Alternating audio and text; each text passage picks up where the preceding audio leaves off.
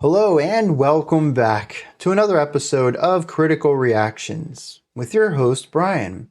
We're going to wrap up today with a special selection, which is where one of you tell me exactly what it is I need to check out. Today's comes at us from Bratislav. Weekend Vampire, Giving Up the Gun. That's what we're going to check out today. I think we've listened to a little bit of Vampire Weekend on the channel before. But I don't think we've listened to anything off of this album. So let's dive into it, see what's up with Giving Up the Gun.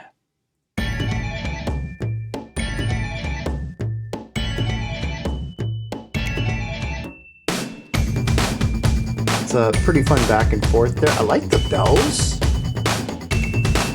I'm not sure how all of this works yet, but it's an intriguing start, that's for sure. Your sword's grown old and rusty, burnt beneath the rising sun. It's locked up like a trophy, forgetting all the things it's done. And though it's been a long time, I like those slides on the bass guitar. where you started from. I see it in your eyes, but now you're giving up the gun. When I was 17, like steel, and I felt complete.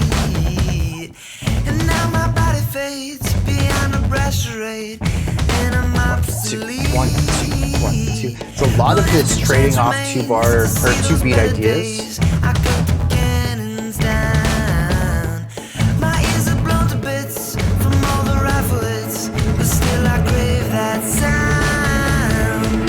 Your sword's grown old and rusty, rising tension to then open up and make this feel more calm. It's locked up like a trophy, forgetting all the things it's done.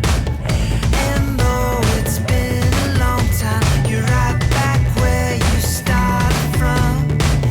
I see it in your eyes, and now you're giving up the gun. I heard you play guitar down at a city bar where skinheads used to fight. You took a guy with a smile and your garbage style used to save the night. You felt the coming wave, told me we'd all I be love how brave. far out You said you the woodblock were sound is. rich, but in the years that passed since I saw you last, you haven't moved an inch. Your sword's grown old and rusty. Interesting, we didn't build up the end of the verse to get into the big chorus. We kept the energy lower to have a quieter chorus. All the things done. And though it's been a long time, you're Kind of a stripped down chorus here. I see it in your eyes, and now you're giving up the gun.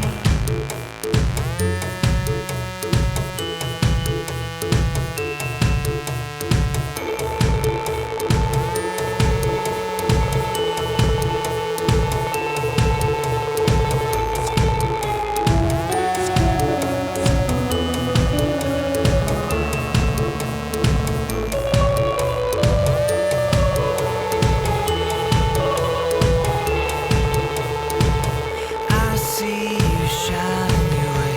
Go on, go on, go on. Yeah. I see you shining your way. Go on, go on, go on. I'm not super sold on this center I synth, see you shining your way. but it's neat. Go on, go on. I see you Very shining driving your way. drums here. Go on, go on, go on. I see you shining your way. Go on, go on, go on. I see you shining your way. Go on, go on, go on.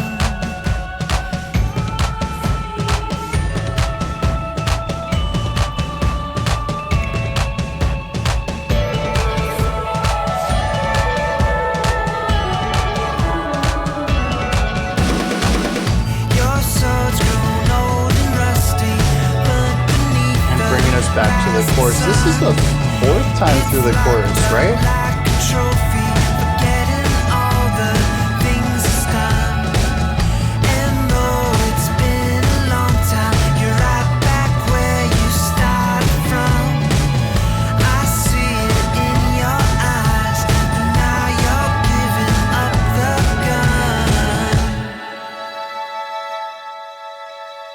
that's a solid track right there. In fact, part of it even feels a bit familiar to me, as the wide soundscape and use of bells throughout, and even the softness of his voice remind me of some of the ballads from early albums from The Used. So I greatly enjoyed this. It hits a lot of the right places for me, where it is pop rock, but it's also indie rock and it's also exploratory. I also found that despite hearing the chorus 4 times, it kind of worked. Usually I get pretty tired of a chorus around the third time through. This is a song that does 3 choruses while also putting one at the beginning. We kick the song off with a chorus rather than a verse. And I don't know, I didn't really get tired of it. I think it's because we had so much variation. The first 2 choruses are the same, but the third one is the stripped down version before the bridge, and the final one is a more straightforward idea. I feel like rhythmically it focuses more on that 2/4 backbeat, and I don't know what's going on. I feel like there's a combination of new ideas and lacking older ideas. I don't know, something about it feels different, even though like the core 70% of it's still the same. And the song was certainly over before I realized it was over. And I looked down at the time. I was like, geez, there's 10 seconds left. Where'd that time go? I had a blast with this. And I think it does a great job of merging all of this together. Something very palatable, very pop rock, but also bringing that indie rawness to it and being eclectic, constant new ideas coming off here. So I enjoyed that. I think more than previous Vampire Weekend tracks. It's been a band that hasn't ever bounced off of me, but I don't think I've ever heard something that grabbed me the way this one did. Now, I do want to touch on this pop rock but indie rawness combination that we have going on here. When you listen to the vocals, they're very Jason Mraz, mid 2010s, early 2010s, kind of soft, poppy male vocal stuff going on there. Almost like a mixed head and chest, very light, pushed up into the range, but not a lot of projection. It's very calm, very soothing vocal work. And this is paired with a lot of light and soothing instruments as well. The drums can get in and get kind of punchy, but the bass is really soft, has a nice round tone, but doesn't have punch to it. Just kind of a nice rounded bass tone. The guitars don't have a lot of grit or intensity to them. We have bells and wood blocks in here. We have secondary vocals, which are a bit more airy to them. So even though the main vocals aren't very aggressive or presenting either, they're not really pushing through very hard. The secondary vocals are even lighter than that. It's all a really great combination of tones in order to create something rather light. There's not a lot of weight here. Even with some of the lower end instruments like the bass kick or the bass guitar, it never really feels like it pulls the song down. It constantly feels like it's floating on air. And I think that works really well. And it's what makes the bridge have such impact, given that it's so tom heavy.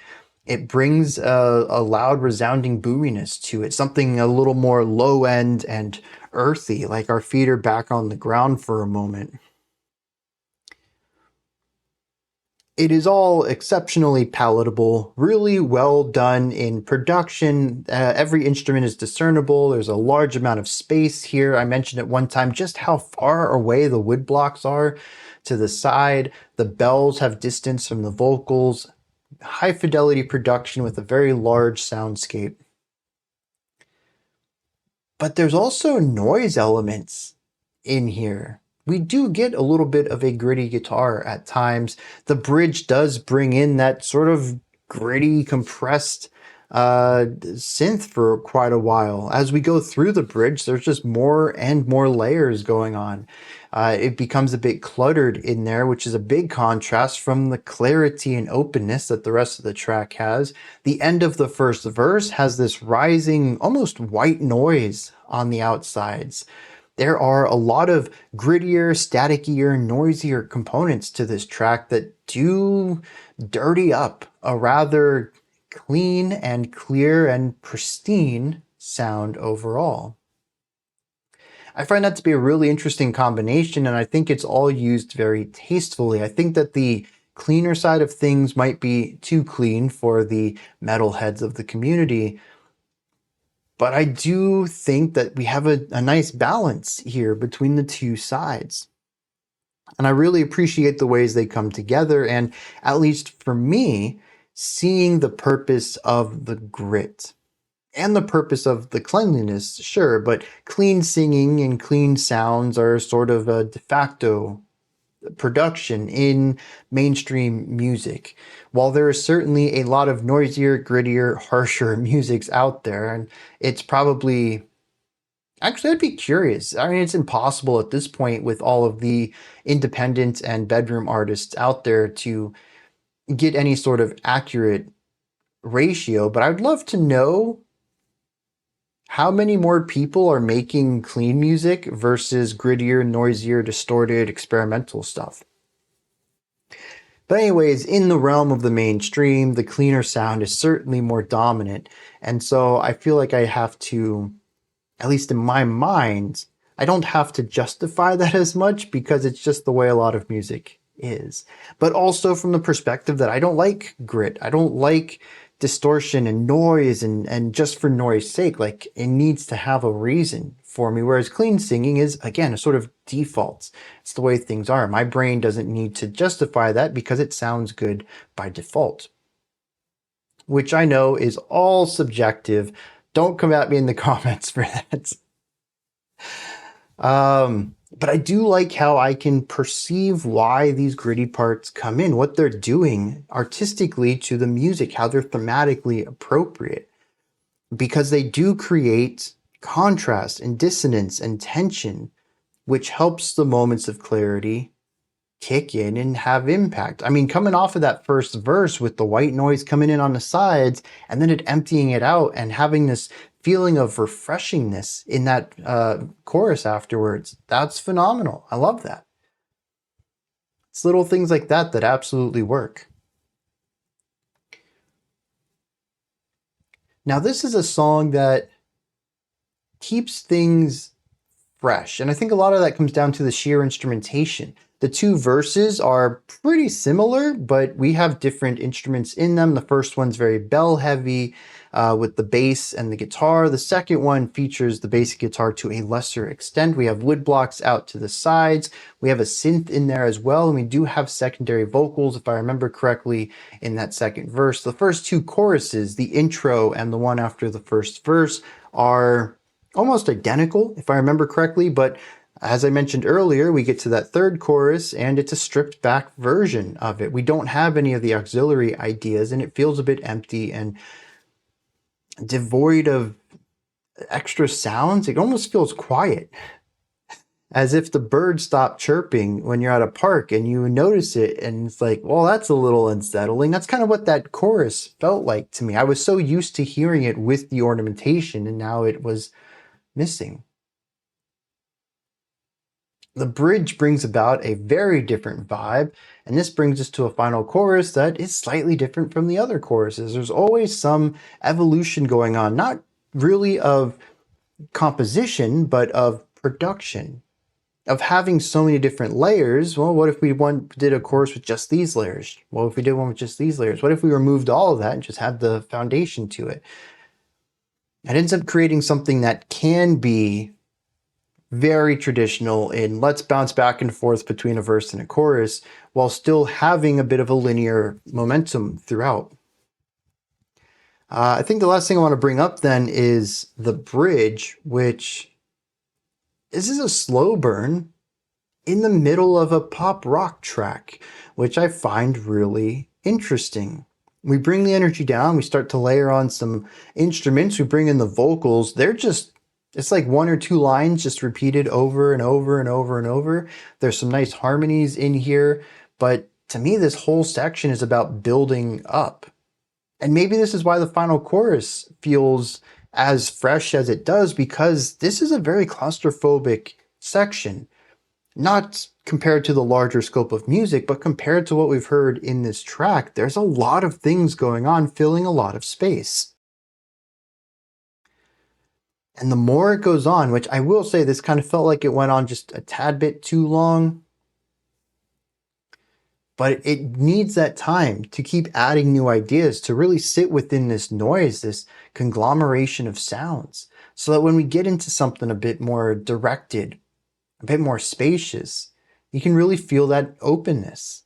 And it's once again, to me, a feeling of rising tension that disperses. And you can return to that calm, such as at the end of the first verse with that white noise on the outside pushing us into a very open and spacious chorus. And I think this song does this really well, using production of layering and sounds and noise to create this rising and falling tension, this tension and release of claustrophobia, of having so many things around you, followed by an openness, a spaciousness to the sound that feels relaxing and calming and soothing. And that to me is what the music of this track is really aiming at doing, finding different ways to sell this idea of tension and release. Let me hit some lyrics. So this is a song about growing up, not necessarily getting older, I think is more accurate a term for it, and wanting to go back to the old days. Verse 1 says, when I was 17, I had wrists like steel and I felt complete. Now my body fades behind a brass charade and I'm obsolete. But if the chance remained to see those better days, I'd cut the cannons down. My ears are blown to bits from all the rifle hits, but I still crave that sound. Now there is this metaphor of weaponry in here. The term giving up the gun, what the name of the title comes from, is a book that Ezra Koenig had called Giving Up the Gun. It was a history book about the time when Japan expelled all the foreigners from the country, closed off all trade, and stopped using guns, reverting back to the sword. This was what Ezra mentioned in an interview with NME. So this idea of going back to the way things were through the metaphor of giving up the modern weaponry of the rifles to go back to the older weaponry of the sword. And that's what the first verse means. It says, I'd cut the cannons down. We'd get rid of them. It says, but my ears are blown to bits from the rifle hits and I still crave that sound. And I like this because it says I'd love to go back to the way things were. I'd love to be me when I was young again. He says I felt complete. He says, but there's still something about now that I enjoy. It says I crave the sound of the rifle hits. I still love parts of being older. I don't necessarily feel the same way I did, and I would love to go back then, but now's not bad either. What's interesting is the chorus seems to subvert this a little bit. It says, the sword's grown old and rusty, burnt beneath the rising sun. It's locked up like a trophy, forgetting all the things it's done. And though it's been a long time, you're right back where you started from. I see it in your eyes that now you're giving up the gun. So there is a little bit of back and forth. Maybe I would like to go back, maybe I wouldn't. The chorus signifies, though, that they will. They will attempt to recapture their youth. Now, what's interesting is that this you, the second person element here, we have a you in verse 2 about someone who doesn't change at all. It says, I heard you play guitar down at a seedy bar. You felt the coming wave, told me we'd all be brave. You said you wouldn't flinch, but in the years that passed since I saw you last, you haven't moved an inch. I like this. It's about someone who can see that times are changing. It says, I'll roll with them. Bring it on. I'll update myself with the times, but our narrator goes back to him, realizes he's the same person he's always been. To me, this is another verse about maybe staying true to who you are rather than trying to cling to the past, about seeing someone stuck in the past, never having updated themselves at all. And at the chorus, still focuses on someone who wants to do that. The bridge, though, says, I see you shine in your own way, so go on. This is repeated over and over, almost implying that however you want to be is worthwhile as long as you're true to yourself. Maybe this is the way that the verses and choruses align. Whether you choose to try to chase your youth or embrace who you are today, just be yourself and you'll continue to shine. That's the entirety of the lyrics, though.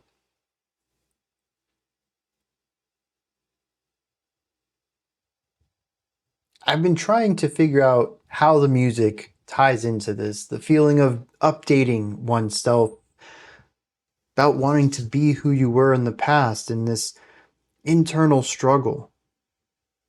In a sense, this is a song about a midlife crisis.